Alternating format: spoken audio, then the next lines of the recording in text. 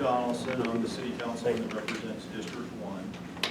I'm also the chair of the Colorado Springs Utilities Board of Directors, and I still serve as city council's representative on the El Paso County Board of Health. And so we try to have a meeting or a town hall every 3 months, try to do a town hall. I want to just point out a few people that are in the room. This is not in any order, but that gentleman right back there, would you stand up, Alex? So that's Alex Wright. He works with City Council. He's kind of our, well, what's your job title officially, Alex? I'm the Public Information Officer, Communications Specialist. Alex used to be with Channel 5, and he's the one who sent out the email about this, sets up interviews, all that kind of stuff. And he's the one, he's always at our town halls. You know, he doesn't get paid extra to do this. He's doing it on his own time. So thank you for being here, Alex. The other gentleman at the table with him who stepped out is Sam Friedman. And many of you may have emailed back and forth with Sam.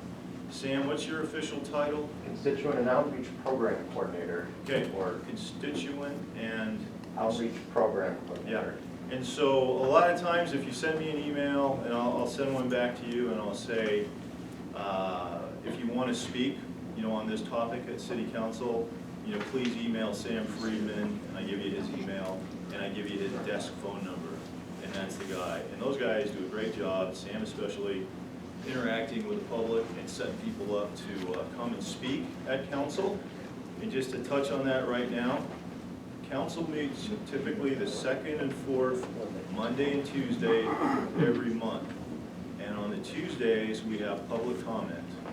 And normally that happens at about 10:15. We start our session at 10 o'clock, and then we have invocation, pledge of allegiance, some recognitions, and then we go into public comment. And any of you can come and speak for 3 minutes, right? And if you bring a couple friends, especially if you have like a prepared statement and they cede time, you can speak for 6 minutes or 9 minutes. And that's a good way to communicate, at least with City Council. The mayor's chief of staff is always there, or someone's filling in for the chief of staff, and they're listening to what you're saying too. So once we get to my questions section, I'm happy to answer questions about that. The other folks we have here today is it's Lieutenant Steckler. Is it Brian? Brian. Yeah, Lieutenant Brian Steckler with CSPD, and he runs the hot teams, really, the homeless outreach teams. And I know that's a big issue with citizens. So, you know, Alex and I kind of put our heads together what would be interesting. CSPD, law enforcement, we thought homeless would be a good topic. Corey Farkas from our Public Works, he's really the roads guy. And you've probably seen him, I mentioned him to someone, and they go, yep, seen Corey on TV. So Corey's on TV all the time talking about roads. He'll have we're going to go kind of in an order. I'm going to have this gentleman up front, Hank, he's going to talk for a little bit. Then Lieutenant Steckler, then Corey for roads. If you have questions about roads, I'll just leave it at that. But 2C also, he can answer those. I'll do the last bit. Sitting next to Corey is Travis Easton. Travis is he's a District 1 guy, lives in District 1, and used to be the head of Public Works. Now he's one of the deputy chief of staffs for the mayor. And those guys they're great. They do great work. So if there's no, you know, this was kind of advertised as you know, like a talk session about homeless. It's really a District 1 town hall, and then we have some focus. So does everyone here live in District 1? Is there anybody who's not in District 1? I'm in District 5. District 5, okay. I work in District 1 now, off in Nevada. Okay. Was there one topic you came here for today, sir? I was just interested in hearing about the homelessness. Okay, well, very good. So with that, the first thing we're going to do is, many of you may not even know this, before every district election, right? So in April, all 6 district representatives for the city, cities divided into 6 chunks, are up for re-election. Every 4 years before we do that, they actually redistrict and move the boundaries around a little bit to make sure each district has about the same number of voters in it. So each district has a representative on this committee to redraw those lines. And our representative on that is Mr. Hank Scarangella. Did I say that right? Scarangella. And so Hank's gonna step up first. He's gonna talk a little bit about that process and how the boundaries are gonna move on District 1. Thanks. Yeah. Just take a minute, but I wanted you to be aware, the details of all this are best found on the city website, coloradosprings.gov/2424 redistricting. I checked that link before I came here and it didn't work. So it's worked and sometimes it hasn't. If it doesn't for you, then just go to the coloradosprings.gov, go to city departments, go to city clerk, get into the city clerk's website, and then use the search function, and it'll bring you up. So what's been going on in the last several months is the committee, along with the city clerk, have been coming up with options. And as Dave mentioned, the objective is to have equal population in each of the 6 districts. And for the April election, that means 83,000 and change in each district. And it's population, it's not registered voters. We have no demographics. There's no political affiliation, there's no age, there's gender, there's nothing. All we know is warm bodies from infants to whatever living in a district. And 83,504 is the target. So, what's happened over the last several years, District 2 and District 6 have grown quite a lot. So they have to shed population. One requirement is that the districts have to be contiguous. So that doesn't leave too many options. So if you've got, District 2 has to shed 8,000 people. They only have 2 choices. Move it into our district or into District 6. Well, District 6 has 5,000 too many people as it is, so that makes no sense. So what will happen, and so there were 3 options. There was a survey, we had district meetings in each of the 6 districts to get feedback. The city clerk, by city code, is empowered to redraw the districts. The mayor has no say in it. Personally, he can certainly communicate to the clerk what he thinks. He has no role in approving it, nor does city council. It's solely with the clerk, who is not an elected official. And the idea then is the elections are nonpartisan. So you will run, if you're going to run for re-election, as Dave Donelson, not as Dave Donelson with the parenthetic letter after the name. So an unelected official is who makes the final determination to try to make this as objective and as neutral as possible. So what will happen in the preliminary map, which you'll find on the website, was issued October 1st.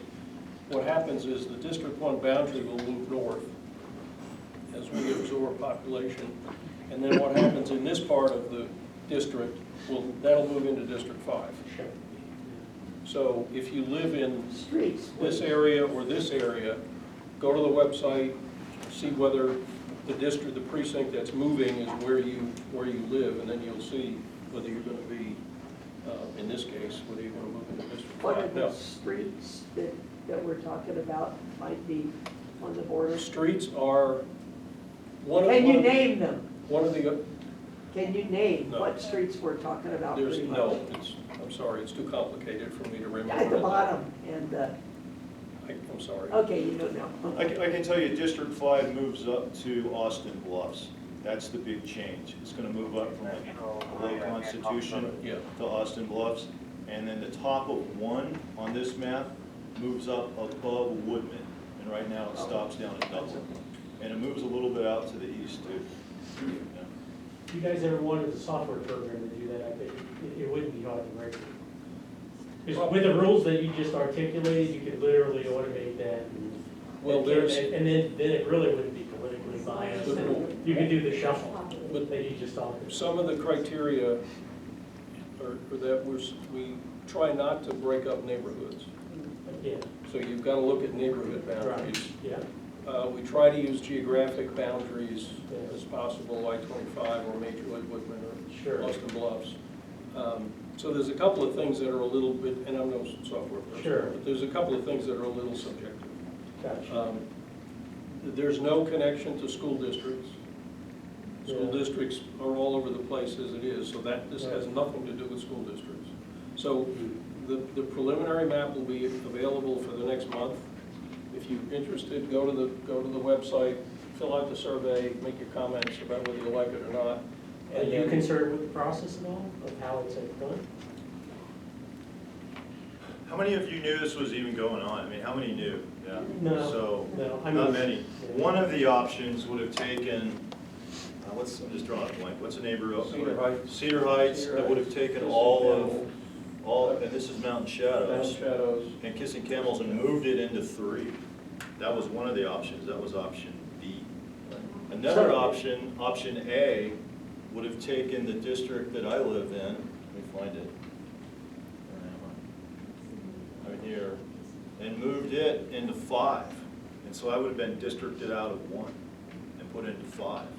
And so, you know, this option, which the clerk, you know, felt like is the best one after getting input from citizens and everything, yeah, I think it's the best one too, because I think we want to keep, I think these communities, these areas have a lot in common with this area, right?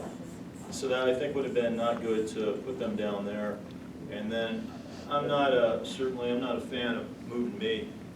Well, yeah, it's kind of interesting because, you know, I didn't even consider what you just said, which is that your representative, if somebody was so inclined, I'm not saying that this happens, it sounds like it doesn't, but if they didn't like a representative, then they go shuffle wherever they live out to a different district, they don't qualify as a representative. One reason why the city clerk is doing this, Yeah. Yeah. right? So that was, we didn't know where the council members lived. Yeah, I got you. So, And, right, I mean, that wasn't one of the options, but there were others equally as good that unite neighborhoods a lot better than that. I do wish more citizens knew about it, because I think citizens would have had opinions if they knew those two things, like, hey, you're gonna move Cedar Heights, Mountain Shadows into the Broadmoor, really, I think of this as kind of the Broadmoor area. But the one that the city clerk settled on is the one that Hank described with those movements. You can see it online, it shows you exactly which precincts go where. There's other movements too. There are. By the way, so as population shifted besides, all I'm talking about is what affects District 1. Yeah. But there's other movements that move some of District 5 into 3, some of District 5 into 6. So there's, as you move around the chessboard. But the preliminary map is out. If you're interested, go to the website, fill out comments on the survey. That'll be good for a month. The city clerk has to publish the final report. This is by city charter, between November 4th and December 2nd. November 4th is the day before the national election. She's not going to issue the final report on November 4th because nobody will pay attention to it. So around the 9th or 10th, or something like that of November is when the final map will come out. And she may change this based on comments that come in through the survey. So with that, are there any questions for Hank?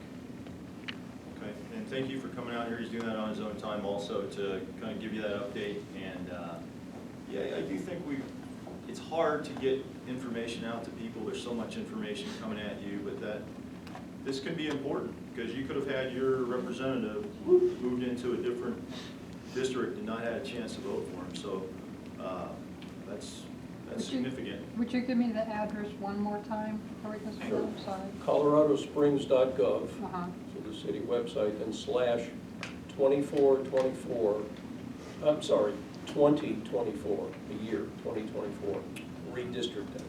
Okay, thank you. And if that doesn't work, go to the clerk's website and search from there. All right, so thank you, Hank. With that, we're going to move on to topic number 2, which is really CSPD things, but especially focused on homeless and the hot teams, which Lieutenant Steckler will talk a little bit about, and then he'll answer questions. And it's interesting, you know, Lieutenant Steckler has other things under him, so I'd ask you to maybe tell us just a little about your career with CSPD, or how long you've been there, what else falls under you, Okay. and then maybe a little bit about the CSPD's programs to deal with homeless. Okay, all right. So I'm Brian Steckler. I've been with CSPD for 29 years. I'm actually a second-generation CSPD officer. My dad, Jerry, was with CSPD for 39 years. He retired as a sergeant back in 2015. I'm a third generation native of Colorado Springs. My father's mother, my father and I and my brother, we were all born at the original St. Francis Hospital on East Pikes Peak Avenue, not the new St. Francis Hospital at Powers and Woodman. So been around a long time, care about this community. That's one of the things that encouraged me to serve on CSPD as well. So my current role is I oversee the homeless outreach team for CSPD as well as the downtown area response teams.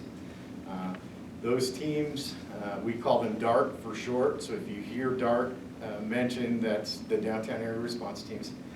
They are responsible for enforcement in the recognized commercial districts of Colorado Springs, which those consist of Old Colorado City currently, as well as the downtown core and South Nevada corridor. So those are the recognized commercial districts within Colorado Springs. So my teams are responsible for those areas. The homeless outreach team has assignment for the entire city of Colorado Springs, the 200 square miles, which is probably going to expand with future expansion of the city as well. But it's currently about 200 square miles. I have 6 officers and 1 sergeant. The sergeant's the field supervisor for the team. And so that's a lot of territory. You're probably going, how the heck do they do 200 square miles with those resources? And that's you know, a challenge that they face every day. That's why folks will see, you know, when they get a response from us, we tell them we'll put a location on a list, and then we also say, you know, it could be up to 4 weeks before we can get into that area and handle it. Obviously, we wanted to be more efficient. We wanted to cover areas, so within the last couple of years, we've expanded our enforcement. We've added some specially trained patrol officers that we call subject matter experts in homeless enforcement. And so we have 72 of those, and they are split throughout all of the 4 patrol divisions. So we cover the entire city. Those SMEs are subject matter experts. They will cover the smaller camps within their assigned divisions. So camps of less than 4 persons or vehicles, they'll go out and handle the enforcement in those areas. With HOT, then that allows HOT to be able to handle the larger camps, 4 or more vehicles, and our frequent camping locations.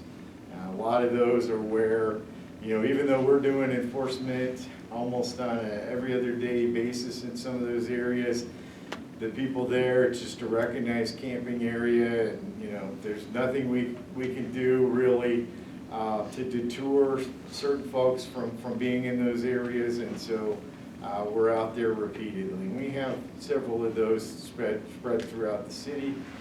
A lot of them are in close vicinity to other resources that are provided within the community, and that's one of the reasons why they're located in the areas that they are, because folks are seeking resources, utilizing resources in nearby areas, and therefore you know, they establish their camps in a close vicinity there.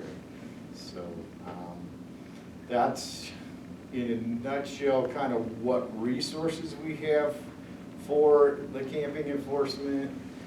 We do take a low tolerance approach to illegal camping violations within the city, but I'll remind everybody that all of the violations that we're citing, whether it's camping by a waterway, camping within a park, camping on city property, or even trespass, which is, you know, when somebody's camping on somebody's private property, those are all serve and release violations. Nobody's going to jail on those. We don't have the authority to remove folks, take them to a jail, take them to a police substation, etc. We have to serve and release them. The best we can do if it's private property is move them off the private property to the first public property location, so a sidewalk, a public open space area nearby, and then, you know, that's as far as we can take folks, because it's not illegal to be in public space. It's illegal to camp in city property. So who sets those penalties and those laws, those boundaries that you just articulated? That's set by the courts and through legislation. At the state level? At the state level, yeah. The legislation mandates that these are serve and release. You know, we did Does the jail. county have any authority Jail. whatsoever to set rules that are contrary to the state?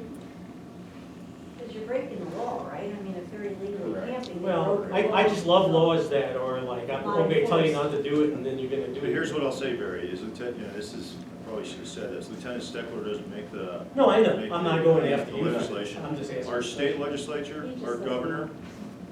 do not want to lock people up. I mean, they don't want to lock people up for much more serious crimes than that. And I think I know that. Yeah, and so, when I was earlier on council, I did talk to our city attorneys about what can we do? Why is this That's happening? my question. Yeah. And essentially, we can, and I may have been, I may remember this incorrectly, but I thought, okay, they're parking, they're camping next to the creek, that's illegal, you can't do that. And that's worse than camping, you know, farther from the creek. If they did arrest them and we took them to jail, they would have to be in front of a judge within 48 hours to be, and they will be released on a self-cognizance bond, no bail. Then the police, and then they will miss, this is typically what happens, they will miss their court date, they won't show up. Right.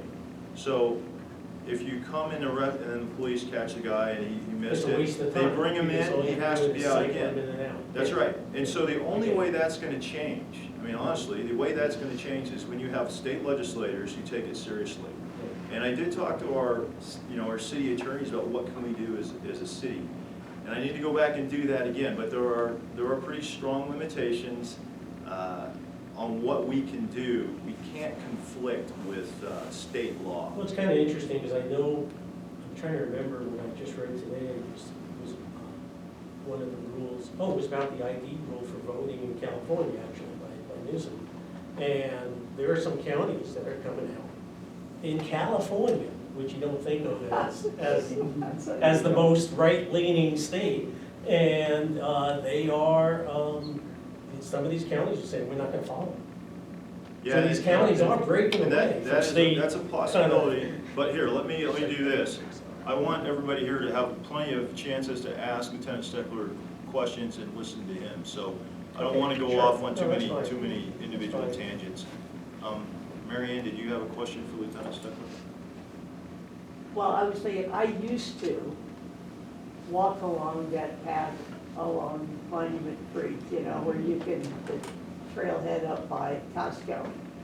I won't do it anymore. No, I don't. I just say, are there places that people like me should avoid? I'm not exactly really young anymore. And I've seen them clean them out from that area. I've seen people go down there with their, that you can get down there with your cars, that are not hot, you know, police vehicles. Yeah, we'll conduct enforcement. We will hit all the trails. We'll do, you know, just about anywhere. I mean, my team will hike up and down some of the bluffs there in Red Rock Canyon and everywhere around the city to go contact folks camping. And that's, you know, some of the hazards, frankly, of the job as well.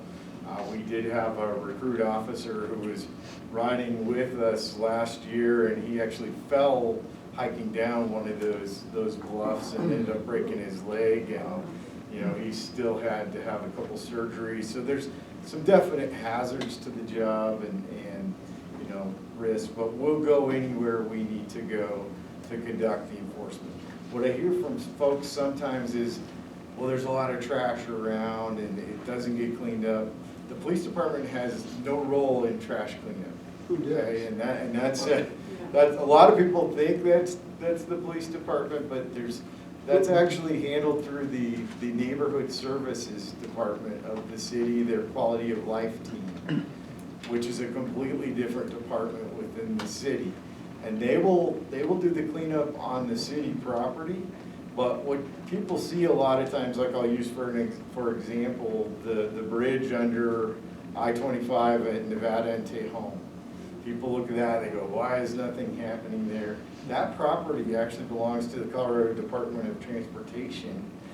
They have the responsibility for cleanup of that area. I've scheduled meetings, we've sat down with them, like, hey, can we get some more cleanup here? Can we get more resources? They're operating, you know, what they told us is they're operating on the same budget that they've been on since 2011. And they have a huge district within the state, and so they're struggling, you know, to keep up with the areas that fall under their jurisdiction. But, you know, that's one of the areas we struggle with, whether it's railroad properties or whether it's private property owners, etc. You know, the responsibility for the cleanups in their areas is the property owner. Now, neighborhood services can take legal action and, you know, eventually get to the point where they will clean up that property and bill the property owner, but. Hey, Lieutenant Stickler, let's do this, because what I do want to come out of this is for you to know how to contact the city to have a camp cleaned up, because you can do that, and I just did it. And also how to contact the city to have a camp removed, right? To have police officers go there if it's an occupied camp, or they don't have to go there if it's unoccupied, if you just see tent debris and crap laying around. And I think, well, we just happen to have one of the deputy chiefs of staff, Travis Easton, and I think he's pretty good at explaining this process. Would you like to do that? Yeah, I don't want to step in here, but I think just to provide some answers. So the neighborhood services or code enforcement was just moved under me about a year ago. It was under the planning department. I recently just moved that actually under Corey Farkas. The reason being is under public works where Corey's at, there's a lot more equipment that these folks can use, a lot more human redundancy as well. I don't know if you guys probably don't realize, but just to give you a sample of the size of the problem, the folks in neighborhood services just last year alone, 3,000 abandoned vehicles in the city, 53,000 cases called into them, 3,000 shopping carts removed, and 1,000 tons of trash just in 1 year that group is done. We are proposing adding 4 more people to that group in next year's budget. Obviously, that's a resource and a need there. And going back a couple things on the trails. Also, we're looking at giving the urban trail rangers more authority. We have urban trail rangers right now in the Parks Department. They don't have the same. Walking on those trails, like I say, I won't do that anymore. Yeah, I don't blame you. Okay. But we're talking about giving those folks more authority. They don't have the same authority as PD, and rightfully so. Obviously, with the scrutiny that PD is under nowadays, we need to be careful about that. But that's another avenue we're looking at. And then back to the legislature, where a lot of these problems do originate, like you guys mentioned. We just met this afternoon talking about, before session starts, getting all of the state legislatures together that we can, not just our representatives, but Aurora is having the same problems that we are, other cities are too. So getting all of those together, showing up at the governor's office and saying, look, we need to fix this.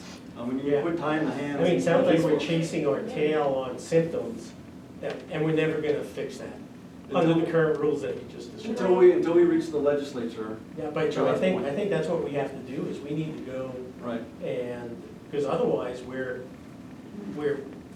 just. You're just adding more people. We're just stewing in our own. We're spending good money after bad. Yeah, you keep adding more. I had a question that's like, are there any like homeless shelters that are interested in getting involved with helping these people that are obviously they're tenting out somewhere? That they can get involved, like when you go to drop somebody off? You have a question for Yeah, no, we have a very large one. We're very fortunate to have the Springs Rescue Mission. Right. They have spaces for anybody that wants space. Basically, every day, that's one of the criteria for us citing folks, is we have to make sure that, or at one time it was, to make sure that there was space within the shelters for them. There's been some recent case law that's kind of changed that, where we can do enforcement regardless of shelter space, et cetera, through the Supreme Court. But we're still going by that practice. But Springs Rescue, on any given night, has space for another 100 to 150 folks.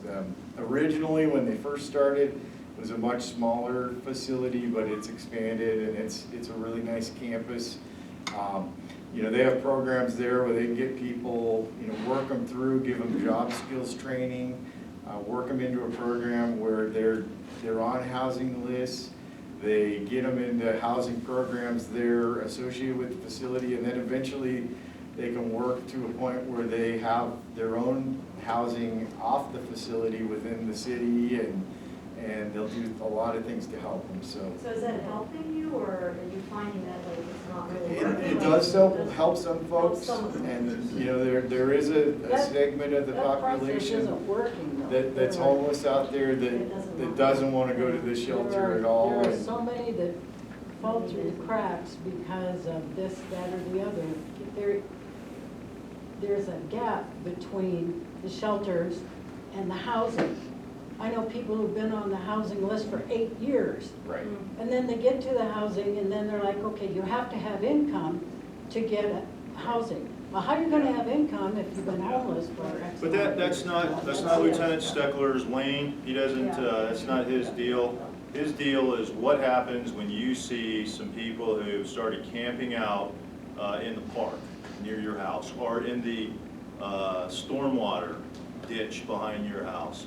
And so I would ask that we stay focused on that problem, not trying to solve housing in America or in the county of El Paso. It's a hot seat you got. Oh, yeah. But please, like, raise your hand. If you have a question, raise your hand, don't just start talking. Let me ask you this, Lieutenant Steckler, if a citizen sees, oh, people are camping out there, what do they do? How do they report that? Yeah, there's several different things they can do. Certainly, they can always call our non-emergency dispatch number at 719-444-7000. Now, we realize there could be a delay when you call. That's due to having a limited number of operators to take those phone calls, and keep in mind, first and foremost, they have to handle the 911 calls that come in, the emergencies first. And so once all of those are picked up, then they can start picking up some of those non-emergency calls. And so sometimes that accounts for the delays that people face. And I know we have a recording that we play, and we just ask you to be patient. You know, that's how you're going to have to report something that's on private property. And that's because that's a trespass as opposed to a camping in public space. And so if it gets reported when it's on private property as a trespass, it gets a little higher priority response than you know, just a camping complaint, which is a priority level below. Other ways, and I'll get to you in just a sec, sir. Other ways to report is GoCOS, the application online. We do have people that take those complaints, get them signed out as quick as possible. We have email addresses, hot@coloradosprings.gov. We'll receive an email there, and again, it'll go to the team, again, to be added onto their location enforcement list as well for additional enforcement. You know, I can just add something to that. So, does everybody know, I don't know how many of you use apps on your phone. I'm not a big, huge fan of apps on phones, but the city has one, GoCOS. It's an app, you download it just like any app. And I'm happy to show it to you once we start to break up here. One of the first things that will pop up is report illegal camping. It's one of the top things on there. And you tap that, and then if you're standing there, it's going to actually take the location and put a dot on the map of where you're reporting it from. You can take a picture and add that to it, and then you type a few words about, it's going to ask you, is it occupied or not, the campsite. And if it is, then I believe CSPD is going to have to go there first. But if it's not, then you, like I have a route I walk in my neighborhood, and I was walking by this abandoned bunch of stuff in the trees, right? And it was like an old sleeping bag and other junk. And so initially I reported it as occupied because I wasn't sure, but really, if you don't ever see anyone there, just say it's not occupied, because it's not. And then it'll go straight to neighborhood services, which Travis was talking about, and they will come out and clean it up, and that stuff will be gone, and your little route where you walk will be back to clean. So that is useful. I mean, that's a useful app. But there's also the phone number you can call, and you can also go online. You can also contact your city council. to be honest about it, which is me. And I can help out, but I'll. If they don't redistribute. And especially if you have done this and it's been 4 weeks and nothing has happened, or I'd even say 2 weeks, and I try to move the football down the field a little bit. Any other way, and here's something else. Now that's if you see a campsite, but if you see a homeless person and they appear dangerous, they're doing something which scares you, that is different. Is that Right, correct, yeah. Lieutenant Steckler? If you feel like either yourself or somebody else's, self is physically or potentially harmed in the moment, then that would be a 911 call. Or if there's an active disturbance, somebody's escalated, they're yelling and screaming at you, coming towards you, those kind of things, that's not the non-emergency line. That's time to call 911. Or somebody's getting hurt, or I'll get emails over the weekend about somebody laying in the street passed out, unresponsive. And I'm like, don't email me on that. That's a 911 call, because why is that guy laying out in the street? Is he having a medical emergency? Are they intoxicated? What is going on? So that's something that the first responders can check out and assess, and it needs to be checked out much sooner than emailing something that may or may not be seen for a couple days. So those medical situations, the physical harm somebody is feeling, those are 911 calls. Sir, you had a question? Yes, thank you. That That was a while. Yeah. So when we do call in the number, say for the encampments, are we gonna get a recording? You'll get, if you call our non-emergency. Just a yes or no? If you call our non-emergency line, you'll get a real person. I mean, there'll be a recording while you're waiting, but if you hang on the line long enough, you will get a And real then once you person. report that, what's the response time? Normally, just normally. It varies. So there's I no- hate to tell you, no, I wouldn't even try to pin down, because we have to handle our calls by priority. So much has changed in our situations city. where people are in danger of dying or being seriously harmed, they have to be handled first. So much has changed in our city, like the last mayor, when we call that office, we'd get an immediate response. We called this mayor 3 days ago, left a message, no response. Well, what I'm saying is, whenever you call somewhere nowadays, they tell you to leave a message, no response. There's no response in our city. Right. It's horrible. So, It's yeah, I horrible. mean. I rode along with a deputy sheriff when they allowed, ride-alongs. He took me to all these different encampments in the city. And what you're saying, those are not illegal, is that correct? No, I didn't say that. No, I'm asking you, are those legal or illegal?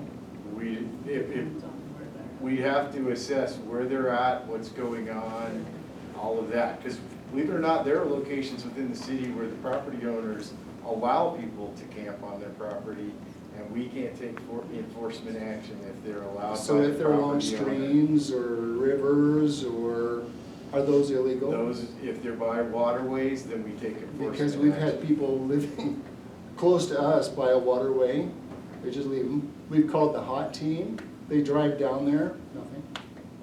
Nothing. Well, let It's me just say kinda like- this, Lieutenant Steckler and police, they're cautious with what they say, especially when it's being filmed. And that's smart, to be cautious, because there are situations where you and I will look at it and we'll go, that's gotta be illegal.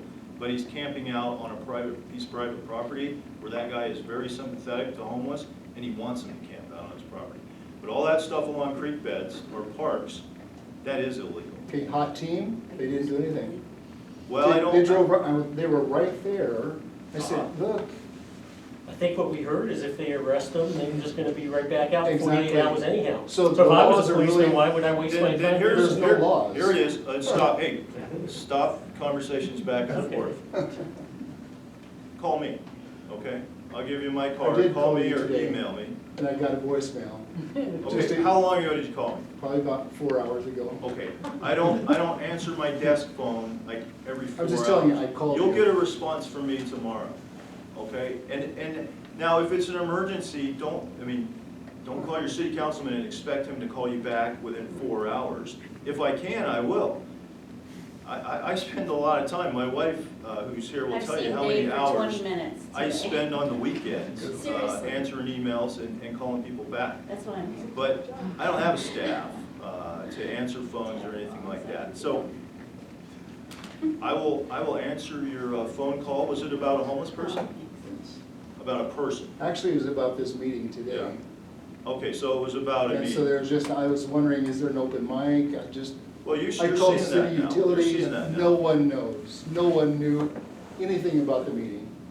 So I'm just Well, going, utilities isn't really involved in this meeting. But it This was is a at their city council location meeting. here. Doesn't matter. I mean, this is a city council meeting, and I've told you who we're gonna hear from. I hope you appreciate it.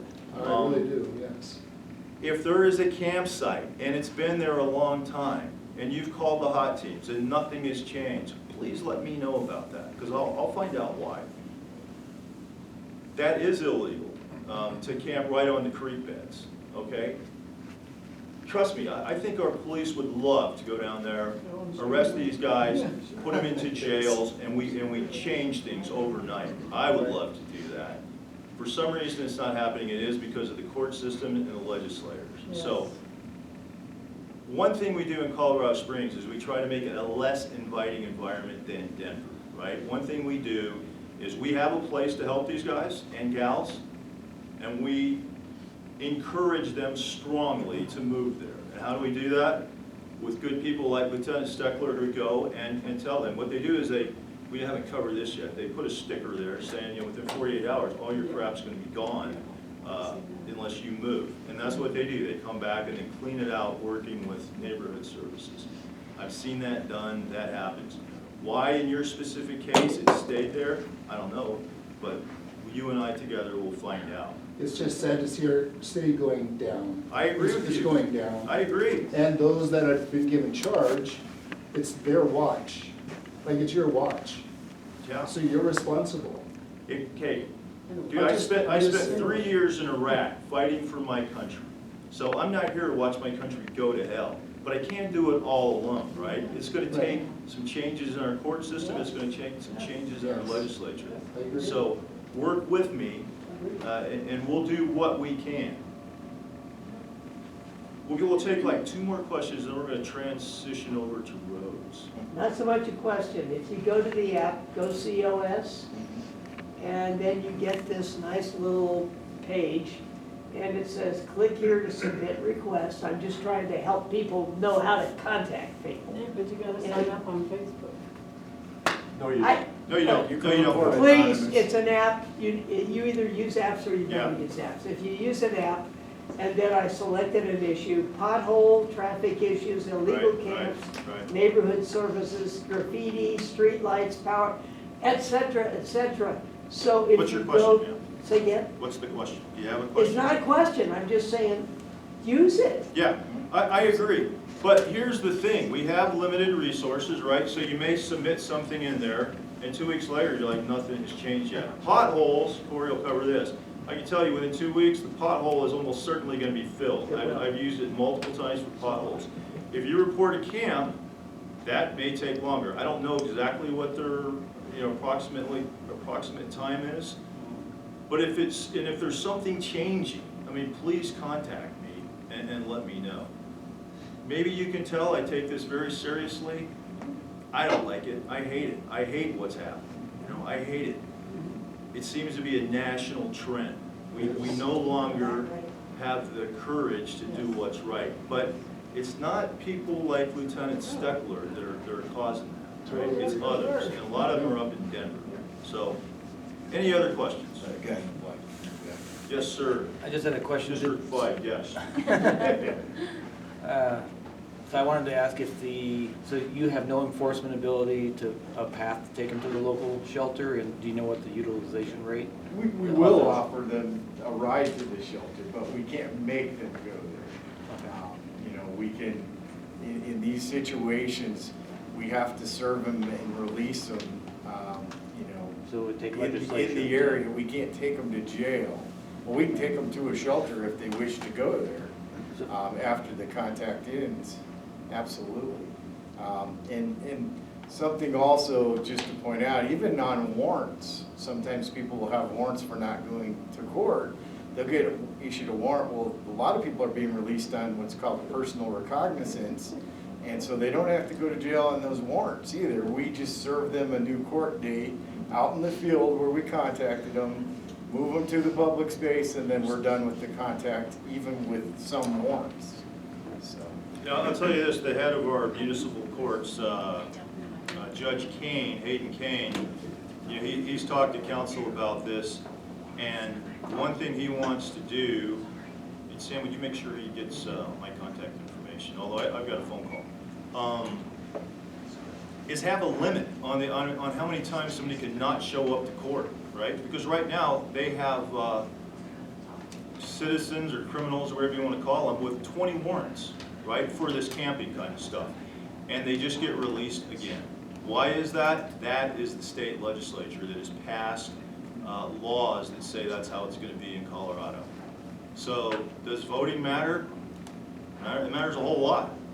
How recently is that? How recently is what? The legislation that just... I don't know. But we met with Judge Kane 2 months ago, and he has talked about it. I've been to this council municipal court breakfast 4 times now, my 4 years on council, and we've talked about this essentially every year. That he would, and because I've asked him, I was like, isn't there some limit? Like if the guy doesn't show up for court 7 times, you can hold him, and they haven't. So why is that? I mean, that could be corrected by our state legislature. They could fix that this session coming up.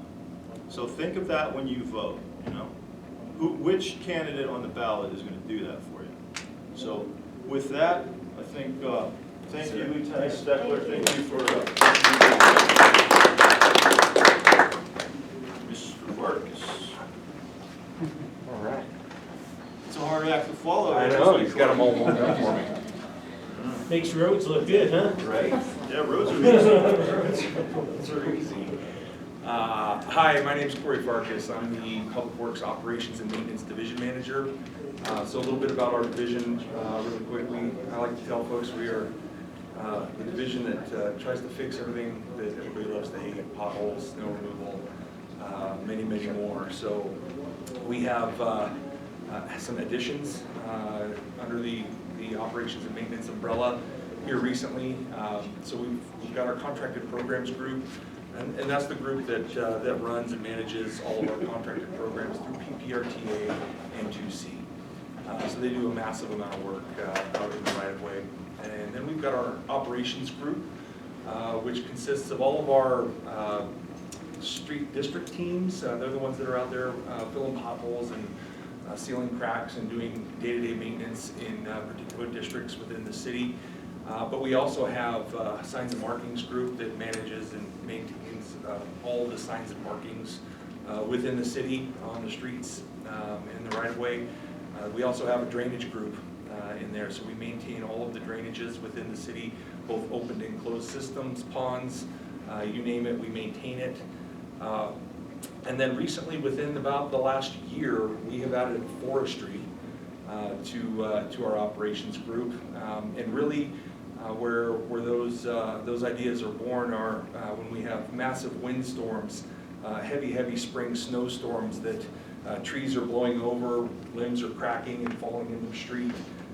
Forestry and our ops team would get together and make strike teams, and we have a lot of really big equipment that they can move a lot of heavy debris. So we were able to support forestry in cleanup efforts throughout the city, getting our streets cleaned up, and it just made sense to really start to share resources and find efficiencies in the work that we do. And then most recently, within literally the last couple of weeks, neighborhood services has been added to our group as well. And again, finding efficiencies in cleanup efforts as neighborhood services would help the hot team clean up encampments. They're very limited. They have one skid steer loader to try to clean up these encampments. I have multiple skid steers within the division. I have loaders, excavators, very large equipment that can quickly move encampments should they need to be cleaned up.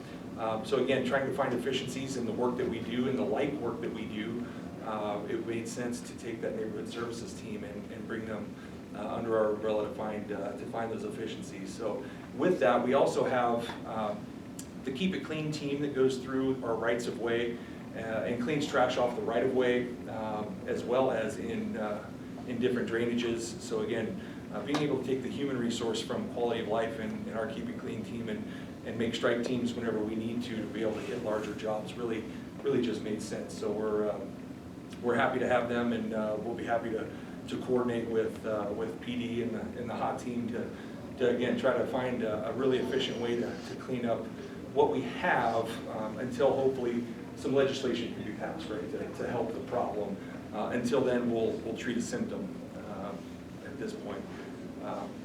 So that's we also have asset management and locates under the division. So right now we're the third largest organization within the city, behind PD and fire, and there's a lot of work to do out in our city. As the lieutenant said, we're over 200 square miles, so there's a lot to maintain out there. So that's kind of our division in a nutshell.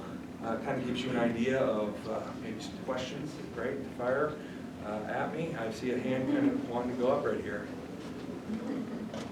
In our neighborhood, they have come through and done curbs and some sidewalks and stuff like that. I'd like to know if or when they'll ever do the streets. One of the streets that they've been working on is Flying W Ranch Road. Are they gonna pave that? Yes. When? Next year. Of course. Next year. So when you see the concrete and that particular roadway and that area is under 2C, we also under PPRTA have other maintenance and concrete programs, contracted programs under those. That particular one is under 2C. But when you see that concrete happening on a large scale in production, another year. that means the paving is going to be behind it, and so concrete is a very slow process. I know you're probably feeling that in the neighborhood as they're trying to move through those streets.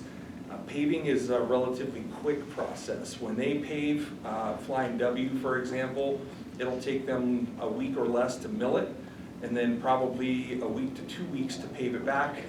Done. Concrete's going to take months on a roadway of that size and in that neighborhood. So because of that, because of the coordination that we have with Colorado Springs Utilities, city engineering, traffic engineering, and all of our stakeholders, we try to get the concrete done a year ahead of time so that next year when the pavers come in, we're not still trying to finish concrete as they're coming in with a faster program. And in the beginning of 2C, we had that problem, right? Because we didn't have that time to get the concrete, the pre-overlay concrete ahead of paving. We had roadways where we were finishing paving or concrete on one end of the road and the mill was coming right behind them. And that's not a great way to do business, because now you have green concrete that hasn't had a year to cure, to properly cure and harden. And you've got other construction coming up right behind it. So getting that year buffer in between our programs gives us a better product, and it allows our contractors to be able to go out there unfettered and perform their particular work for that particular project. So, yes. Following up on that with Flying W, so I understand the curb cuts that are all being done for accessibility purposes at intersections. But on Flying W, for example, there are enormous stretches of curb that look to a layman like me like they were perfectly fine, and yet they were torn up and replaced. But then there's other curb that was left. So can you explain why more curb? So when we're doing the curb and gutter on pre-overlay concrete, a lot of the curb and gutter work that's being done is to either correct drainage issues. On Flying W, you've got a hill, so water's running.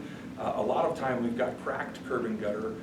Now curb and gutter is designed to convey stormwater, right? That's its job, is for that stormwater to get into that curb and gutter and go to the inlet structure where it can then get into the system and get where it needs to go. If we've got cracked curb and gutter with a brand new roadway, we get water infiltration that comes in underneath that curb and gutter, will saturate the subgrade underneath that brand new road that we're putting down, and then we get a premature failure on that brand new road, which is obviously something that we really don't want to do. So getting that curb and gutter work done prior to the paving is really important.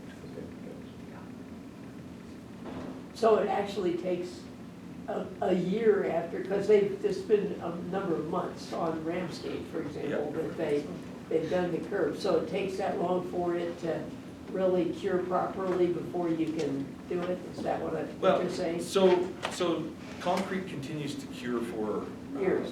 years afterwards. When you've got what we would consider green concrete, so literally the concrete contractor's off of a roadway, and the very next week you've got a mill on that roadway, milling up right on the edge, and it's chipping out that edge because that concrete hasn't hardened fully yet. That's obviously not something that we want. So getting that year buffer between our pre-overlay concrete is ideal. I got it. I'll be dead before they finish it, but that's okay. I promise we'll be in and out next year, and you're absolutely gonna love that problem. Isn't 2C on the ballot again? So It is. what happens if that doesn't pass?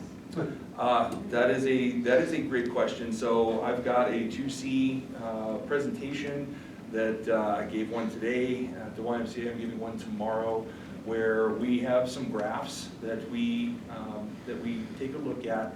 And when we make our decisions on the roadways that we are including on our programs, they are data-driven decisions. So we have our database of record is Cartograph. And in Cartograph, we've got an OCI, or overall condition index, rating for every roadway in the city. We're just finishing up on our third round of this right now, actually. We have a third-party company that comes in, and they drive every roadway in the city. And they've got a vehicle that is highly technical. They've got sensors in the wheel wells, they've got ground-penetrating radar, LiDAR, cameras everywhere, and they drive every single road in town, and these computers pick up every disturbance in the roadway, cracks, bumps, dips, you name it. It is all picked up within this technology. Then they go back, and that's how they assign all of the OCI values to each roadway. When we go to plan our 2C program, we go ahead and target the OCI values that are between a 30 and a 70. Anything below a 30 is going to need some sort of a reconstruct, which will be really expensive. The more reconstructs we do within the program, the less lane miles of roadway we get to pave within the program. So, and everything above a 70 is preventative maintenance. That's where we want to chip seal, slurry seal, do our preventative maintenance to those roadways. So we really target those roadways between the 30 and the 70 OCI value. And then from there we do visual assessments, and we build our program. Now, when you take a look at the size of our infrastructure within the city of Colorado Springs, we are the largest municipal infrastructure in the state of Colorado. We are larger than Denver. The only entity in the state that has a larger paved surface than the city of Colorado Springs is CDOT with their highway system. And so we have a lot of roadways. We've got a slide on that presentation that'll show the lane miles that we've paved with 2C thus far in the first 8 years of 2C. We'll pave a one-lane road from Colorado Springs Airport to Athens, Georgia.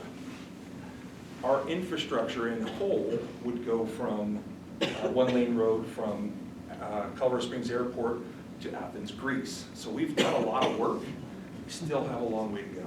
And so, if we take a look, to answer your question, at our projections of where we've come, how far we've come, over a 10-year period of time, we would be almost back to 2015 if we did not get the ballot measure. We'd be almost back to 2015 state of roads. Did everybody live here? Did anybody not live here in 2015? Okay, we have one. Okay, so if you remember the roadways and what the state of the roadways were in 2015 pre-2C, we would be almost back to that point. Yes, sir. Is your presentation online anywhere? The presentation is not online. We do give the presentation. Again, I gave one today, I'm giving one tomorrow, but that's something that we can talk to comms about putting that presentation online. We have a lot of 2C information that is online. There is a 2C story map on our city website that is kind of a really neat tool to be able to navigate through, and it'll tell you everything about 2C from the start to the beginning. We've got a quarterly Citizens Advisory Committee that meets, that takes a look at the program. All our financials are on there. Everything that we have for 2C is on that website. What's So the there's a lot best address for 2C schedule? I'm sorry? What's the best address to get the 2C schedule of what they're doing? So our total plan will be online, but our It's year not now. our year-to-year plan is not Okay. published online. And the reason for that is Very complex. we learned very early in the initial 2C.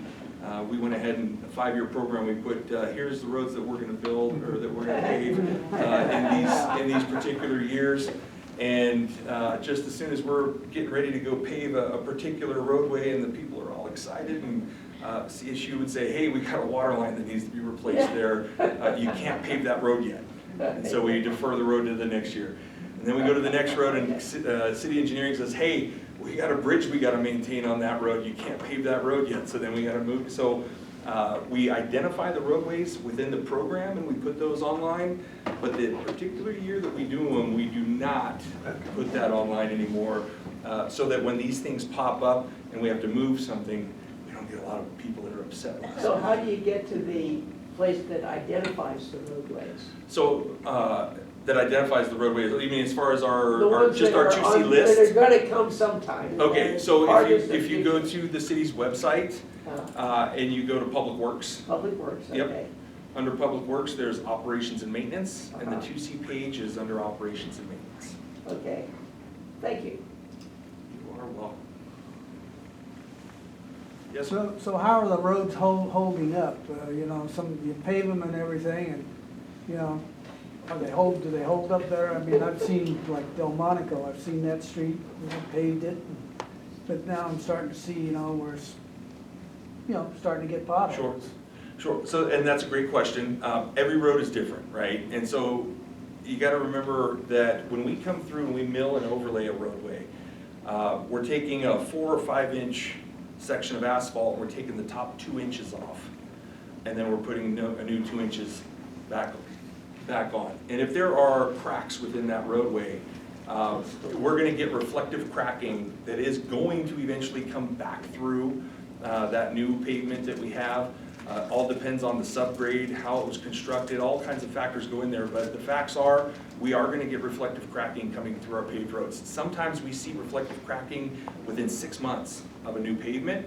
Sometimes it's not till 2 years till we see that reflective cracking. That's where we get our preventative maintenance kicking in, and as soon as we start to see that reflective cracking come through, we come through and we crack seal.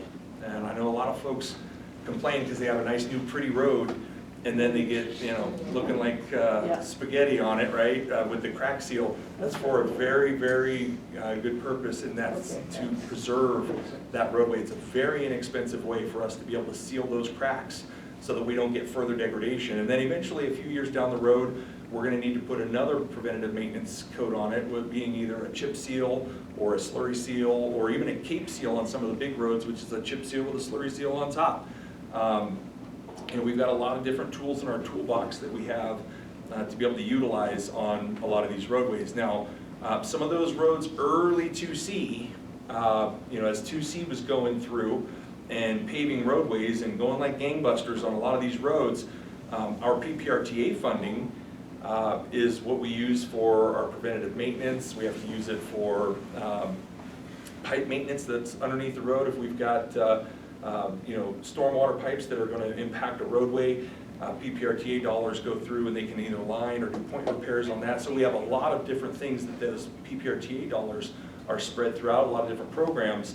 And so a program the size of 2C, we would need a huge budget in PPRTA for all of the chip seal and slurry seal and all the preventative maintenance.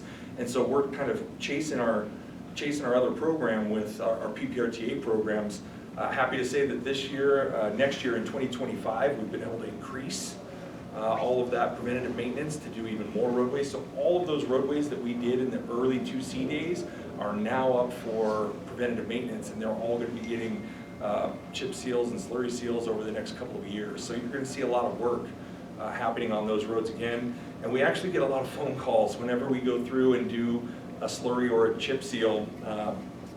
We get a lot of phone calls from folks that are really, really mad, saying, you just paved this, 6, 7, 8 years ago, and you're paving it again, and there's other roads that need to be paved out there. It's like, no, we know we're going to be paving those roads. We didn't pave this one. We actually just applied a preventative maintenance measure that when that chip seal goes down, it's jet black, just like a brand new roadway. So a lot of folks mix that up. So we'll be getting onto those roads here very, very shortly.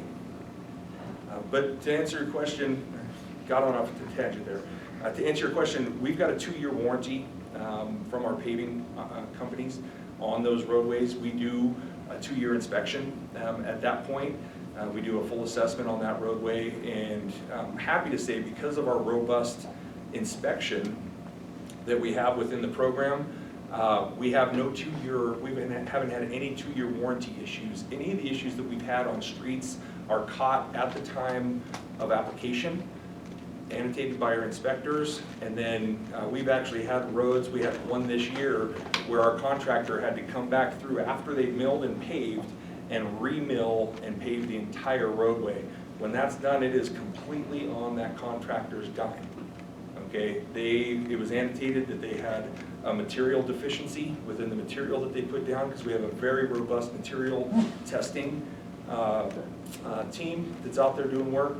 And so they caught the deficiency, made the contractor come back through, and they had to mill and pave that roadway on their dime. Another question. Yep. Street Big Valley, they got speed bumps. What do they do with those? Those speed bumps will be put back in. Those You know, speed bumps. with the curved gutter, that people drive up on the sidewalk sometimes. that I can't do anything about. Yeah, anytime, I know there are speed bumps that are on Allegheny. We're on Allegheny right now. Those speed bumps, once we mill and overlay that roadway, then they'll come back, and those speed bumps aren't put in during the paving process, they're put in after. So any speed bumps that are legacy speed bumps that are already installed and out there for a reason, we go ahead and we put them right back in. We're maintenance, so we don't say whether a speed bump stays or goes. That's all in traffic engineering. So if we've got speed bumps on a roadway, we put them back.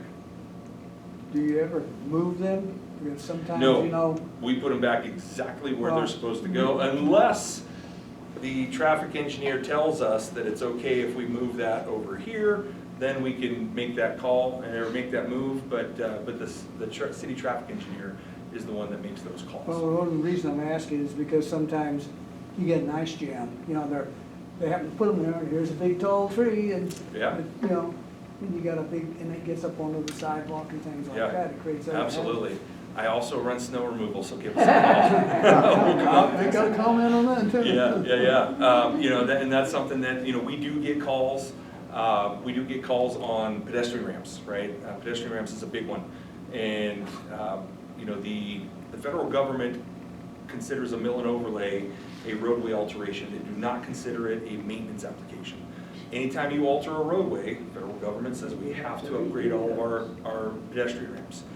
And so we do that within the program. And in order to get those pedestrian ramps within current ADA standards, sometimes we have to raise that ramp up, and it flattens out at the street, and there's a lot of field fitting. I'm sorry? Federal government? Federal government, yes. Telling us what we're doing on our local roadways. 100%. Are they paying for that? Nope. No, of course not, they're just telling you what to do. Nope. And so sometimes we'll get pedestrian ramps where when we have to get that into standard, now water that might have come down the street and kept going past that ramp will now go into that ramp, and we have a tree on a private property that's now shading it, and it ices up in the wintertime. Call us. We've got a team that'll come out immediately and clear that out. Sometimes we get debris in the pedestrian ramps after rainstorms. Call us, we've got teams that are built to come out and clean those out immediately. So anytime you have an issue there with any of those issues, we're ready to respond. I have a positive comment. Oh, great. On the Go COS app, and it says, click here to submit request. Pothole, I did that, on Ramsgate Terrace. I know where it is. I gave them the street address of the house that it was in front of. It was filled the next day. That's awesome. Just thought I'd let you know. That's awesome. And so, potholes is a difficult one. So we used to, when I first took over the division, we used to have this list, right? So you call in a pothole and it goes on the list, and it would just keep going in order on the They list. obviously didn't do that. The problem with that system was we could have potholes the size of a softball at the top of that list because that person called it in first, and somewhere down here on the list, we've got somebody who calls in a pothole the size of a Volkswagen Buck, right? And so I talked to my team, I said, all right, we gotta figure something else out here. So that's why we ask for as much information as we possibly can get from folks, like, hey, is it in the wheel path? Is it a big pothole? Is it dangerous? Is it gonna eat a kid? Whatever the case may be, so that our pothole teams can actually have as much information as possible to prioritize the potholes appropriately. Yes, ma'am. If somebody reports a pothole like that and you have to adjust where it is in line, does the team notify the person who called to let them know that there's been a change? Not necessarily, and so we're still working, Jay's here, Jay was with the city when we were building all of this, and so our GoCOS app is awesome.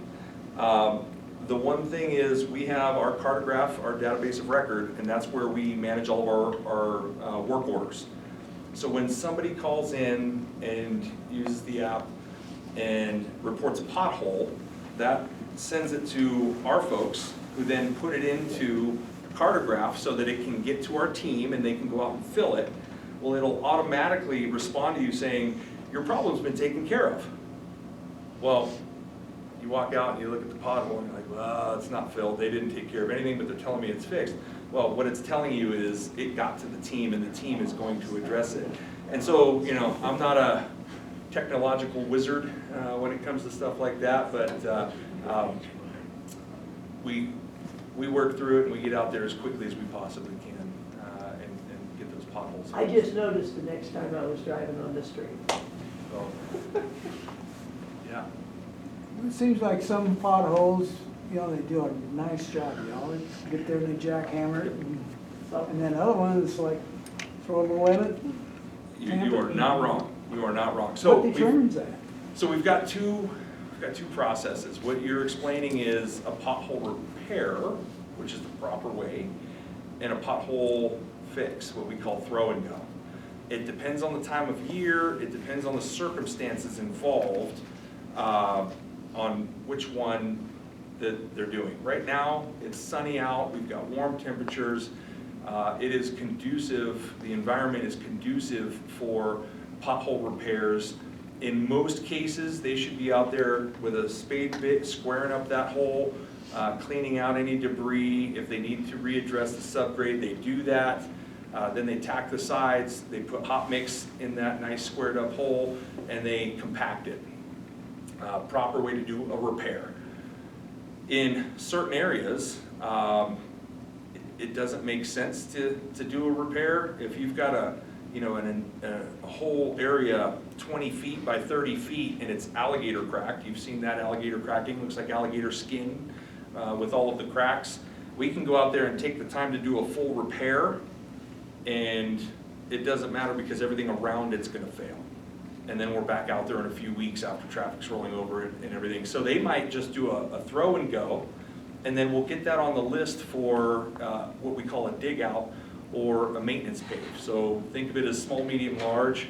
Pothole is small. Medium's gonna be what we call a dig out, so we might go take that 20-foot by 30-foot area, and we're gonna saw cut it, we're gonna pull that out, we're gonna put hot mix back in and roll it, and fix it that way. Or we're gonna do a maintenance pave, which we might have a roadway that, for 300 yards, it's just pothole after pothole. We're gonna bring our mill out. We're gonna mill out that lane. That's what we did on North Academy here earlier this year. The road was so bad, we were able to add that to 2C late in the year, and it's all brand new right now. I don't know if anybody's driven North Academy right now, but it is beautiful. But the roadway wasn't gonna last through the summer. And so we got our in-house crews out there. They went ahead and strategically picked and surgically picked a few spots where they could mill out and pave back and make that road a little more passable, a little safer for the traveling public until the larger program got there later in the year to mill and pave the whole thing. So we have, again, different options on what we can do. But those pothole crews, again, in the wintertime, it's all throw and go. The environment is not conducive to put hot mix asphalt because of the temperatures and snow and ice and do a repair. The repair is just gonna pop out. So at that point in time, that's where we put mix in the hole, we compact it as best we can, and we expect to have to come back there maybe once or twice through the winter and redo it again. And then in springtime, when we start getting better weather, then we can come back out and do a proper repair. Yes, sir. I'll ask a nice thing, then I'll give you the zinger. But so anyhow, excellent job on the presentation. Thank you. Explain things really well.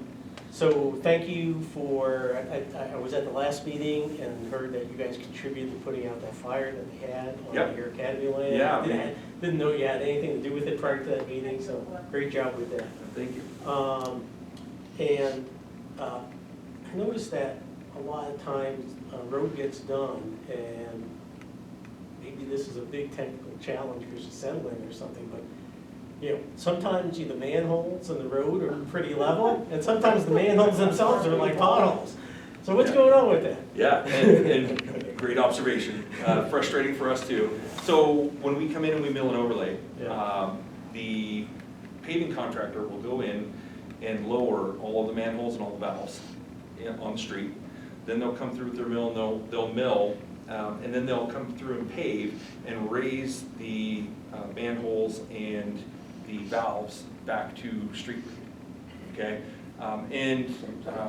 we were at a half an inch. Now we're, I think, at a quarter inch on our spec. So they'll be even closer. The one that we can't do anything about are communication vaults. So manholes that belong to communications companies, they can't be raised, they can't be lowered. They are at a fixed elevation. And so the ones that you're talking about, and there's a few on Nevada, there's a few on Centennial, going up Centennial. I know exactly where they're at because I hit them too. Yeah. And every time I do, it's frustrating to me because there's nothing we can do about those. Is that because those are owned by corporations? Or? Well, the way that the vaults are constructed, and normally when we raise and lower manholes, we've got rings that we can put in, manhole rings, and we can go in increments. So those didn't have those, our hands are tied on those, and unfortunately, it kind of acts like a pothole. Who regulates that, Corey? You know, is that a state thing? That is I believe that's federal. But It's a common theme coming up tonight, isn't it? So with that, we only have, like 5 minutes and we'll have to kind of be out of here. So unless there's like one more very different question that we've already had for Corey, I'd say let's give Corey a round of applause. I'll leave some cards at that table. Feel free to take my card. If you've got any questions, give me a call, send me an email. I'm happy to sit down. I've actually sat down with some of your neighbors. I was at somebody's dining room table till 7:30 at night one night, explaining some of this stuff. So I'm happy to have a chat. Yeah. And we Corey's a great example, and Travis has done this. There are a lot of city employees who really are, they're your neighbors, and they care. They can't do maybe everything to make every and they wish they could, but sometimes it's just money limits, laws that don't let us do what we want to, but we have some good folks. I do want to thank Corey, I want to thank Lieutenant Steckler, I want to thank Travis for being here, and the guys from City Council. We got a few minutes left. Oh, and Hank, yeah, and Hank for that initial presentation.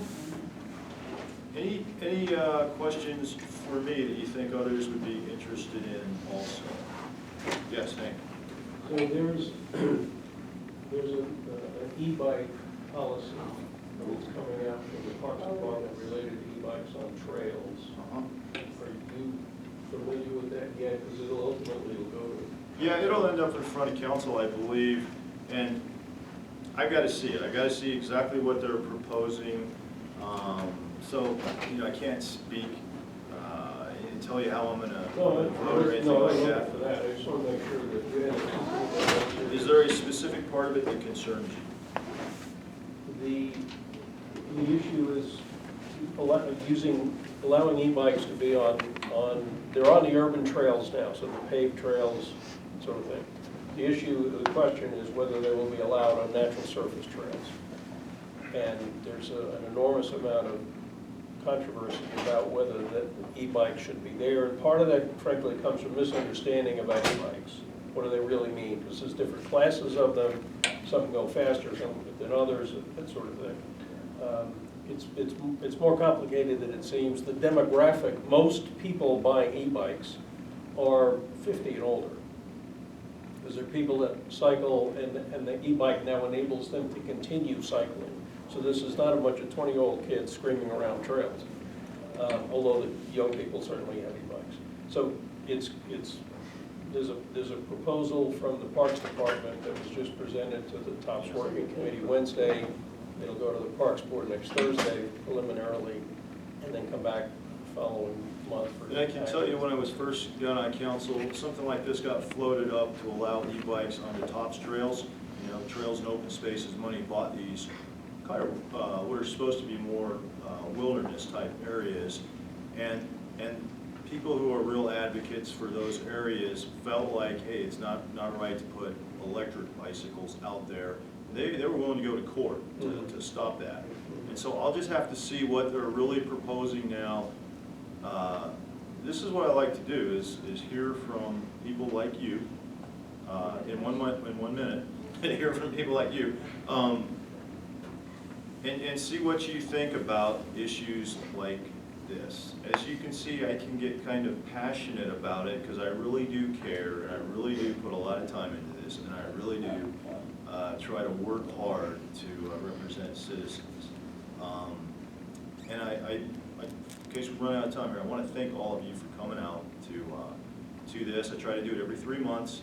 Try to have, tonight we had a twofer, but usually it's one department from the city that I think would be of interest to you, and then also have time for me to answer questions also. But if I'll always take a phone call or get together with you and have coffee and talk stuff over too, especially if you really want to get into the weeds and it's stuff that a group might not want to hear. Yes, ma'am. Is the city council going to join the suit where they're suing Denver and/or, I think there's 2 suits possibly going on, Ray Sanctuary Cities? And that would have been a great idea, and I actually recommended that to all my colleagues. You did, because you guys came out and did another statement about it. That's right, and I said, as long as we're going to do another statement, let's actually put some teeth in it and do something. For that. Well, and I didn't even ask her to ask that question. Okay? She just spontaneously did it. We couldn't hear the question. Oh, so the question was, is the city going to join the lawsuit which El Paso County and some other counties have against the state right now for making our state into essentially a sanctuary state? And is also the city considering joining the lawsuit which Castle Rock, Aurora, some other cities may have against Denver for doing the same thing, right, and then damaging the other cities? And I had recommended that and made a motion to put that into a resolution. I had no other support from council members on it. And that's why sometimes it's frustrating for me to hear like, well, it's your watch, you're not doing what you need to. Trust me, I'm trying as hard as I can. But I'm 1 out of 9 And in a strong mayor form of government, the mayor has a lot of power. The mayor has a lot of power. He hires a lot of people I don't. We got like 1 minute, one last question if there are any. Anyone else who hasn't asked a question? Okay, sir. So, just quick for you, and I know, I believe I heard somebody talking to you probably before the meeting on this, but it seems like the motorcycle are running out of control. Not only are they super noisy, but I've seen guys weaving in and out, and, I mean, they're just an accident waiting to happen. I'm sure they happen all the time. In fact, my wife has a friend who got hit by a motorcycle, and it was like a hit and run. He kept going. What's the question? So my question is the city trying to do anything to bring this into reasonableness? It seems like we're in Mad Max land. Yeah. You know, I'm working with one of the neighborhoods, especially, who are especially impacted by that, to try to get more enforcement out there. It's not what I want, trust me on that. I've advocated for like more targeted enforcement in areas. Who's pushing back on that? Is that the mayor too? Well, it's a matter of resources. Do we have enough to do everything that I want to do in my district when they're trying to handle stuff in other districts? I do think that there's a decline in just general law and order. I mean, there's a, Yes. Absolutely. and I get it. I know what, I believe that I can sense what citizens want, and they want safe, right? And that's law and order and clean. And that's like the homeless camps, all that crap needs to go away. You know, I'll keep working to do that. There's elections in April. It's only for districts, so there's the 3 at-large council members who won't be up for election, but all 6 districts will. Please vote. We'll do this again in 3 months or sooner. And you should have my contact information. Please contact me. Okay? Thank you. Thanks a lot. Thank you. Very good.